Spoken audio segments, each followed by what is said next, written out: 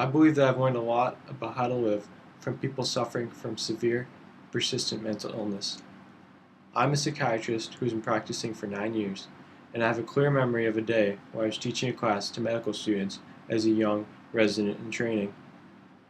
The idea of the class was to teach medical students how to examine a patient with mental illness. There were snacks provided, and the med students immediately made a fast beeline for the food, gobbling down most of it before the patient volunteers, many of whom were homeless, had a chance to serve themselves. As the mental health clients picked through the remnants of the catering, I was struck when several of the volunteers asked, "Hey doc, you want some?" before serving themselves. For several days after that, I continued to tell my colleagues how much more thoughtful and courteous my patients were than my students. I believe that many of the most humane actions often come from those society considers inhumane, and that the true generosity of the heart often comes from those who seemingly have the least to offer. I believe that those whom we idolize will often fall short of our expectations. As my career progressed, I realized that I would be reminded time and time again of how much we can all learn from those suffering from mental illness.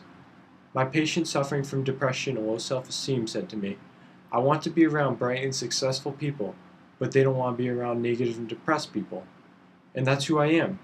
I don't blame them for not wanting to be friends with me. I wouldn't. I tried to tell her that nobody feels or acts bright and successful all the time, but I knew that she wouldn't believe me.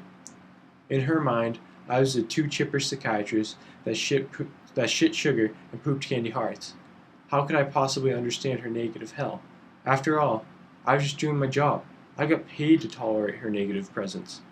At that moment, I took a deep breath. Do I remain in an upbeat, splendid mode of encouragement, or do I believe that the truth will set us both free? I chose the latter. In fact, I said, when we started seeing each other a year ago, you really irritated the heck out of me. Now I realize that it's not personal. You really are just miserable. But even though you feel this way, I must tell you that you are really quite funny and witty. I look forward to seeing you each time we schedule to meet.